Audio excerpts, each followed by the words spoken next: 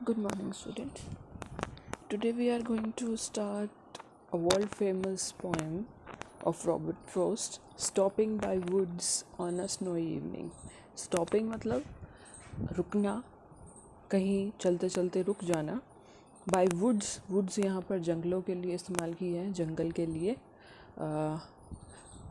कवि कहीं चलता चलता जंगल के पास रुक गया है. ऑन अ स्नोई इवनिंग, ऐसी शाम में जहाँ ठंड की शाम में जब बर्फ़ गिर रही है. ठीक है. Stopping by woods on a snowy evening.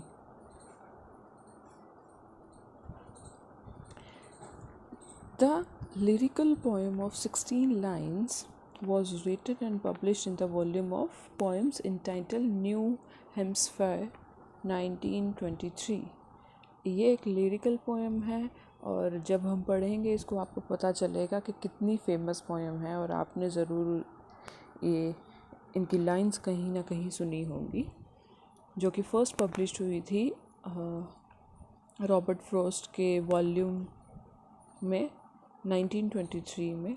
This poem was a personal favourite of Pandit Jawaharlal Nehru.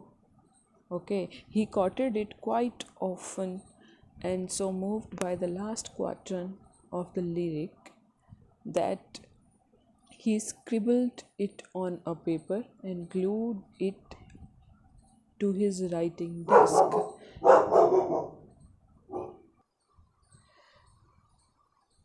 तो ये पंडित जवाहरलाल नेहरू की भी पर्सनल फेवरेट पोएम है और उन्होंने इनकी कोट्स बहुत जगह इस्तेमाल की है.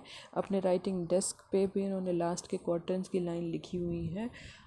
वो इतनी फेमस क्यों है, जब हम पढ़ेंगे तब आपको पता चल जाएगा. अक्सर लोग और लिटरेचर से जुड़े हुए तो जानते ही होंगे. The poem describes the scene of a winter evening, the poet's journey through the forest. Poem में क्या है कि एक सीन है विंटर इवनिंग का, जब पोएट यात्रा करता हुआ कहीं जंगल के बीच रुक जाता है. ठीक है. The stillness of the evening, the frozen lake, ये सब चीज़ें वहाँ दिखाई गई हैं. आप कुछ जब पढ़ेंगे तब पता चलेगा कि किस तरीके से उस शाम में की शांति और ठंड की वजह से लेक का जमना, all these mesmerizes him so much that the poet is paralyzed. ये सब शांत वातावरण, ठंड की शाम और एकदम शांत माहौल है. कितना सुहाना पोएट को लग रहा है कि वो एक तरीके से पैरालाइज हो गया, वो चल ही नहीं पा रहा आगे. पैरालाइज का मतलब यहाँ पर है कि फ्रोज़न लेक और वो वहाँ का वातावरण उसको इतना मनमोहित कर देता है कि वो आगे चल ही नहीं पाता और वहाँ पर स्टिल खड़ा ही रह जाता है. ठीक है. The poet on his own is also reminded of and is aware of his duties and responsibilities, so he decided to move on. फिर उसको पोएम के एंड में हमें पता चलता है, पोएट अपने आप को खुद याद दिलाता है कि उसके ऊपर अभी बहुत सी रिस्पॉन्सिबिलिटीज़ हैं, ड्यूटीज़ हैं जो अभी उसे पूरी करनी है, तो उसे आगे बढ़ना ही होगा. वो यहाँ पर थम के नहीं रह सकता. The poem uses various symbols, बहुत सारे सिम्बल्स यूज़ कर रखे हैं. Even the simple words, Robert Frost अपने आप में ही सिंपल पोइट्री लिखने में माहिर थे और ऐसे अमेरिकन पोइट थे जो अपनी पोएम में सिंपल वर्ड्स यूज़ किया करते थे, जिससे वो हर इंसान तक पहुंच पाती थी पोएम. सिंपल वर्ड्स जैसे woods, miles, promises are used symbolically to various feelings. ये feelings आएगा जी, मिस टाइप हो गया. to communicate the inherent meaning of the poem. और इस तरीके से नॉर्मल वर्ड्स को यूज़ करना और उसके अंदर सिम्बॉलिकली वैसी फीलिंग्स को कम्युनिकेट करके उसका मीनिंग दिखाना बहुत इम्पॉर्टेंट है और गहरा मीनिंग लिए हुए हैं वो सिंपल वर्ड्स भी. The last stanza is the most important. It is often quoted and presents the universal conflicts in the mind of human beings. और लास्ट जब हम स्टेंजा पढ़ेंगे, लास्ट क्वार्टर जब हम पढ़ेंगे, तो आपको पता चलेगा कि वो इतनी वर्ल्ड फेमस कैसे बन गई है ये पोएम, सिर्फ उस लास्ट स्टेंजा की वजह से। और हर एक यूनिवर्सली हर एक इंसान पर इम्प्लीमेंट होती है वो चीज़ें। ठीक है, तो पढ़ते हैं हम। Whose woods these are, I think I know. His house is in the village thou. He will not see me stopping here to watch his woods fill up with snow. वो कह रहे हैं कि ये वुड्स मैंने पहले बताया था जंगल के लिए इस्तेमाल किया, उस जगह के इस्तेमाल के लिए इस्तेमाल किया है। पोइट कह रहा है कि ये जो जंगल है, मुझे पता है, शायद मुझे पता है, आई थिंक आई नो, मुझे पता है शायद कि ये किसका है। His house is in the village दाउल, जिसका ये जंगल है, जिसकी ये जगह है, वो उसका घर गांव में है, ये पोइट को पता है। He will not see me stopping here, वो नहीं देख सकता है कि मैं यहाँ पर रुका हुआ हूँ। टू वॉच हिज वुड्स, उसके जंगलों को देख रहा हूँ। फिल अप विद स्नो, जो जंगल अब ठंड की शाम में बर्फ़ से ढक गए हैं।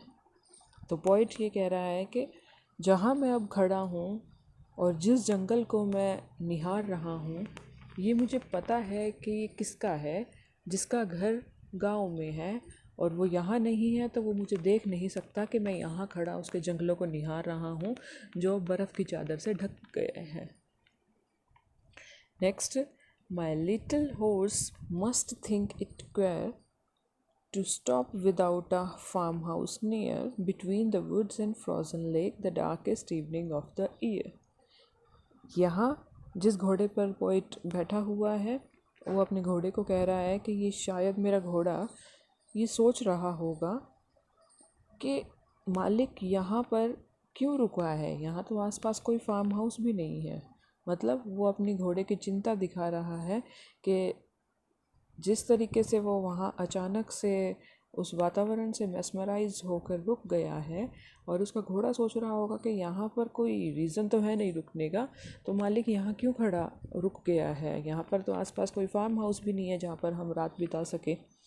Between the woods and frozen lake, और यहाँ इस जगह पर जो कि जंगल और फ्रोज़न लेक के बीच में है। The darkest evening of the year, रात का समय है और इतनी घनी रात है, ठंड का समय है कि पूरे साल की सबसे ज़्यादा डार्कनेस और ठंड आज के दिन ही पड़ रही है। ऐसा पोइट कह रहा है कि उसके घोड़े वो घोड़ा भी सोच रहा होगा कि मालिक यहाँ पर क्यों रुक गया है, आसपास कोई रुकने की जगह भी नहीं है, आश्रय भी नहीं है, और इस फ्रोज़न लेक और वुड्स के बीच में, जंगल के बीच में रुक गया है, जो जहाँ आज ही सबसे ज़्यादा ठंड और डार्केस्ट इवनिंग कह सकते हैं जिसे। He gives his harness bell a shake to ask if there is some mistake. The only other sounds the sweep of easy wind and downy flake. अब यहाँ पर जो घोड़ा है ऐसा सोच रहा है, मतलब पोइट ऐसा बोल रहा है कि घोड़ा ऐसा सोच रहा होगा, इसी वजह से वो अपने हार्नेस पर बंधी हुई, जो गले से और उसके पीठ से बंधी हुई होती है, जिसके वजह से जो घुड़सवार है वो डायरेक्शन देता है घोड़े को, वो हार्नेस बेल्ट जिसको खींच के वो डायरेक्शन देता है, उसके अंदर एक घंटी बंधी हुई है, जिससे पता चलता है कि घोड़ा कैसे चल रहा है और कहाँ है। ठीक है, तो वो बेल वो बजा कर, शेक करके ये याद दिला रहा है कि कहीं कोई मुझसे मिस्टेक तो नहीं हो गया, कहीं हम गलत जगह पे तो आके खड़े नहीं हो गए हैं। तो मालिक वो कोई इंडिकेशन दे रहा है। ठीक है, वो ऐसी हरकत करता है, तभी पॉइंट ये सोच रहा है कि शायद वो भी ये सोच रहा होगा कि मैं कहीं यहाँ पर आके क्यों खड़ा हुआ हूँ, इसलिए वो मुझे अपनी घंटी बजाकर मुझे याद दिलाना चाह रहा है कि कहीं कोई गलती से तो हम यहाँ नहीं आ गए हैं, कहीं कोई गलती तो नहीं हो गई है। The only other sounds the SVEEP, एक तो उसकी घंटी की आवाज़ है, और अदर साउंड एक दूसरी आवाज़ उस शांत जगह में किसकी आ रही है, जो ठंडी हवा बह रही है, स्वीप साउंड कर रही है। किसकी?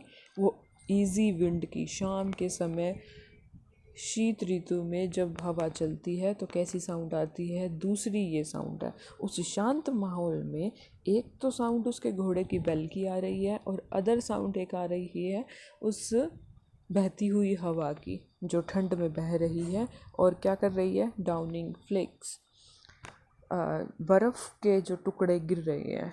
और जैसे ठंड में बर्फ़ गिरती होती है उस तरीके से वो फ्लेक्स गिर रहे हैं बर्फ़ के। तो यहाँ पर पोएट ने पूरे उस माहौल को और उस वातावरण को डिस्कस किया है कि किस तरीके से उस शांति में हवा साउंड करती हुई जा रही है और बर्फ़ गिर रही है और साथ में उसके घोड़ा घंटी बजा रहा है कि कहीं कोई मिस्टेक तो नहीं हो गई है। ठीक है। ये आता है लास्ट क्वार्टरन अपने पोएम का, जो वर्ल्ड फेमस है और यही सबसे इम्पोर्टेंट हिस्सा है इस पोएम का, जो इस पोएम को इतना फेमस करता है।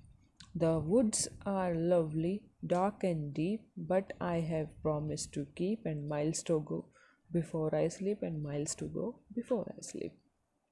ये जंगल जो कि इतना लवली है, डार्क है, डीप है, प्यारा है, घना है और गहरा है। ठीक है। But I have promise to keep, but लेकिन मेरे पास यहाँ पर रुकने के कई रीज़न है कि इतना सुंदर जंगल और इतने शांत माहौल में मतलब मैं आगे बढ़ ही नहीं पा रहा हूँ और इसकी सुंदरता में इतना खो गया हूँ, इस जंगल की सुंदरता में। लेकिन मेरे ऊपर अभी भी बहुत से रिस्पॉन्सिबिलिटीज़ हैं, जो ड्यूटीज़ हैं जो मुझे पूरी करनी है, जो प्रॉमिस मैंने अपनी लाइफ से कर रखा है वो पूरा करना है। और मुझे अभी and miles to go before I sleep. यहाँ पर अलग अलग लोग अलग अलग एक्सप्लेनेशन देते हैं इस लाइन की। कोई स्लीप को नींद से लगाता है, कोई मौत से लगाता है। तो यहाँ पर हर ह्यूमन बीइंग पे इम्प्लाई भी होती है ये चीज़ें कि उसको मरने से पहले बहुत से रिस्पॉन्सिबिलिटीज़ और ड्यूटीज़ को पूरा करने की ज़िम्मेवारी उसके ऊपर होती है। ठीक है। तो कवि एक ही जगह पर खड़ा होके नहीं रह सकता है, उसे आगे बढ़ना ही होगा। किसी भी लाइफ के हिस्से में हमें इतनी खुशियाँ मिलती हैं, हम वहाँ पर स्थिर नहीं रह सकते, हमें आगे बढ़ना होता है। और जो जो हमें अपनी लाइफ में जीना है वो सब चाहो या ना चाहो आपको मजबूरीवश या खुशी से निभानी ही पड़ती हैं सारी चीज़ें। तो आप miles to go before I sleep, बहुत आगे तक जाना है अपनी मौत से पहले। जब आपको नींद आ जाएगी पूरी तरीके से, उससे पहले आपको बहुत सी चीज़ें करनी है। ठीक है। तो ये जो इम्पोर्टेंट हिस्सा था जो पोएम को फेमस बनाता है वो अभी हमने शेयर किया। आई होप आपको समझ में आई होंगी सारी चीज़ें। Thank you.